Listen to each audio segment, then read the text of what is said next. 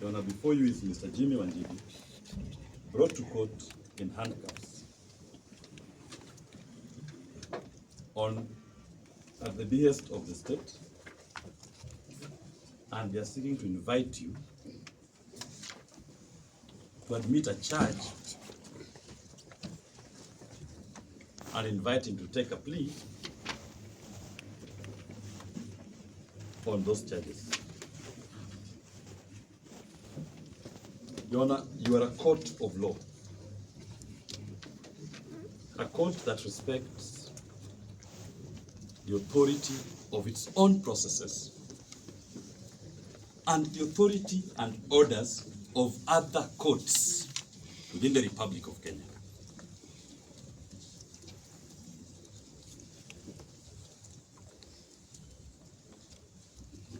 The applicants are inviting Your Honor to consider an order issued by Justice Bahati on the 9th of August 2024, which order is in specific terms. Order 2 speaks to an order directing the state,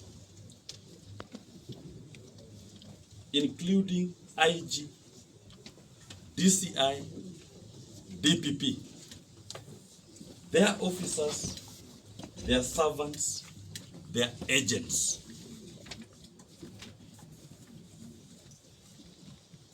from arresting Mr. Jimi Wanjigi, from detaining Mr. Jimi Wanjigi. In order 3,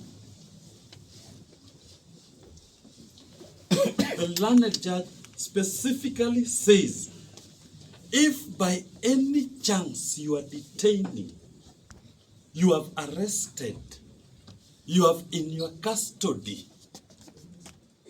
Mr. Jimi Wanjigi, you must set him free forthwith.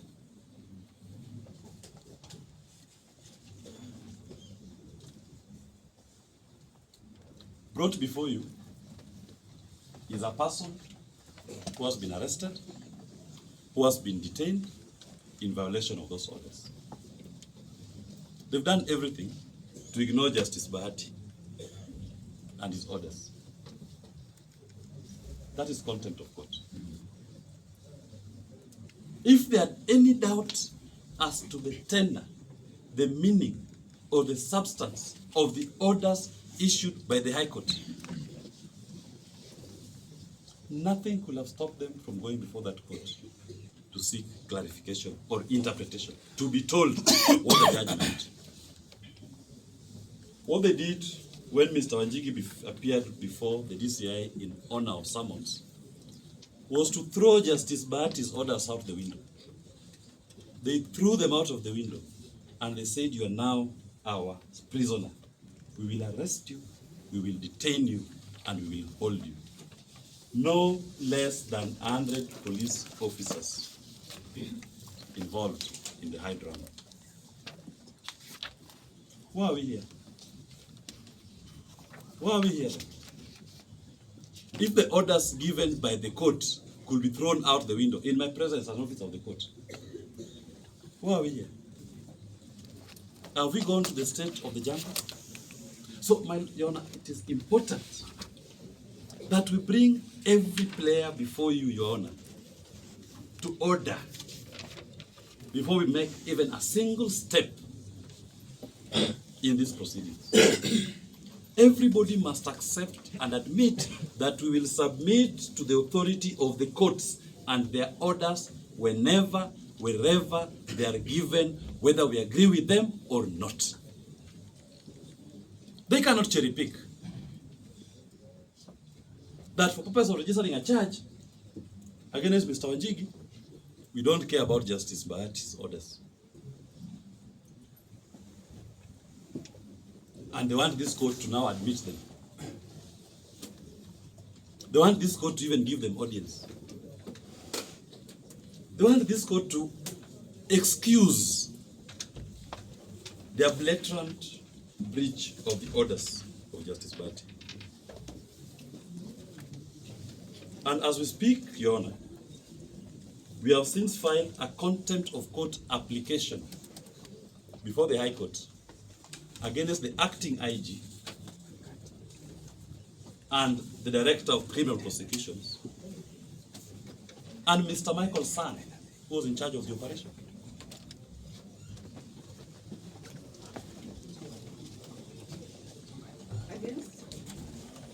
We filed a contempt of court application before the acting Inspector General of Police, the Director of Criminal Investigations, Mr. Min, and Mr. Michael Sang, who was in charge of the operations, and he is in court as we speak. He has brought to court his badge of honor as a disobeyer of court orders. He's brought it to court to show the court that orders don't matter.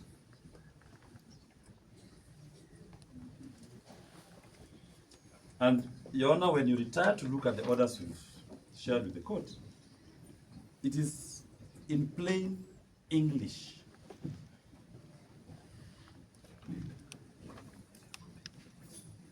It is in plain English.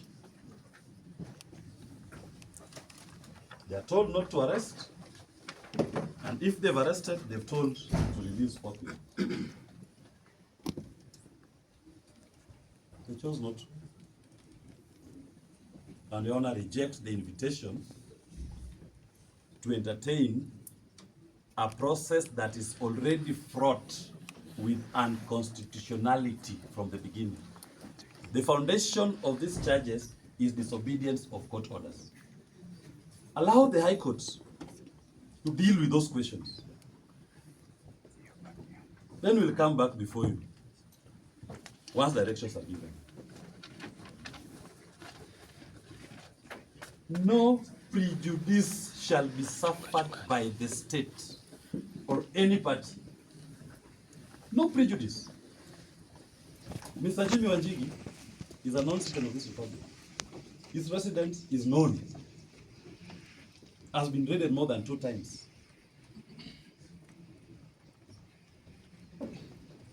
It's the raiding spot for the respondents when they are bored. So they can always find him. The 4 weeks deferment will not prejudice anybody whatsoever, but it will uphold our Constitution and our commitment to the rule of law.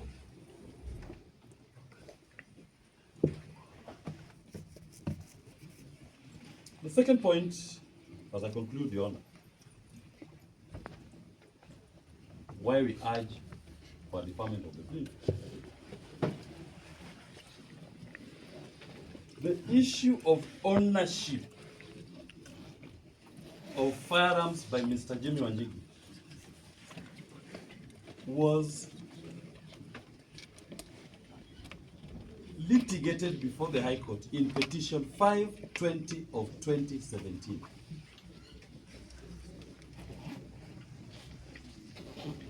And the court ordered the respondents. 520 2017.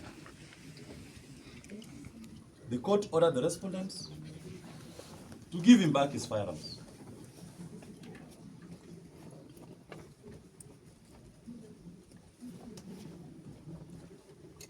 Your Honor, 3 years after the orders of the court,